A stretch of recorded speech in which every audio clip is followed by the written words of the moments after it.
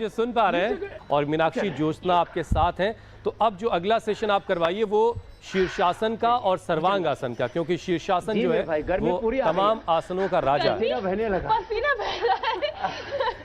सारे बच्चों का हमारा मिला के पसीना एकत्रित किया जाए, 1 लीटर तो यहीं पे निकल चुका है। अच्छा स्वामी जी, क्योंकि बच्चों के बीच हम हैं और बीमारियों का जिक्र हो रहा है और बहुत सी ऐसी बीमारियां हैं जो ओल्ड एज बीमारियां थी, जो बड़ों में होती थी, वो बीमारियां बच्चों में आ गई हैं, जिसका कारण लाइफस्टाइल डिजीजेस की वजह से होती हैं या जेनेटिकली जो माँ बाप से ट्रांसफर होती है। तो उन बीमारियों की चेन को योग तोड़ने में, काटने में कितना कारगर है? पूरी तरह से समर्थ है। चलो बच्चों, सब शीर्षासन करो।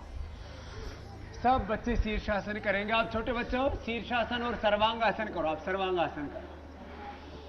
तो देखो ये हमारे छोटे छोटे चुन्नू मुन्नू लग गए सब। ये सर्वांग आसन बढ़िया कर रहे हैं स्वामी जी। बस मैं यही कह रहा था कि देखो उसमें शीर्षासन ने पद्मासन लगाया और ज्योत्सना आपके बराबर में है स्वामी जी, उनसे भी शीर्षासन करवाइए, वो भी मास्टर है। करिए ज्योत्सना। अब शीर्षासन, हाँ आपको भी तो करना है, ये तो जरूरी है। मुझे लगा मैं बड़ों की कैटेगरी मैं सर्वांगासन कर लेती हूँ। मीनाक्षी सर्वांगासन और ज्योत्सना शीर्षासन। तो बच्चों के लिए हाँ ये बढ़िया है। आ जाओ बच्चों वाली कैटेगरी में इधर। तो ये शीर्षासन करो सब।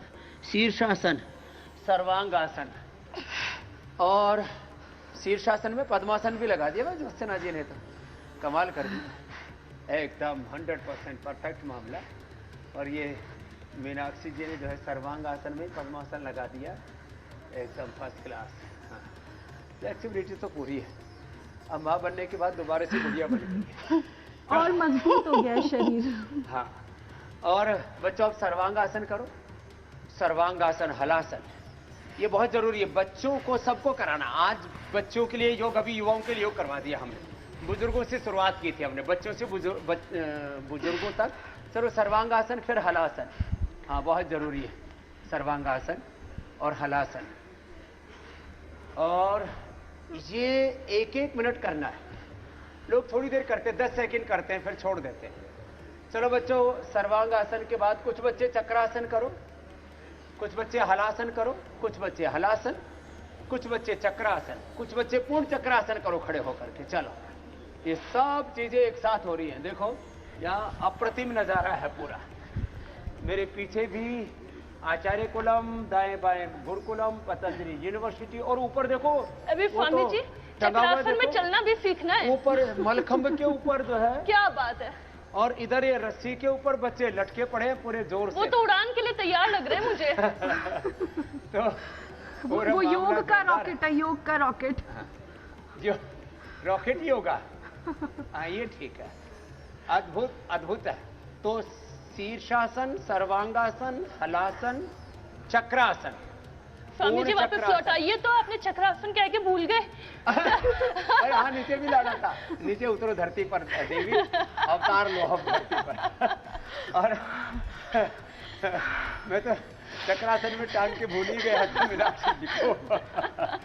और फिर तो पश्चिमोत्तानासन करो बच्चों। अच्छा स्वामी जी, कुछ भूनमनासन करो। भूनमनासन, हाँ बेटियां तो क्या बात है, बेटे भी भूनमासन भी बढ़िया करते हैं।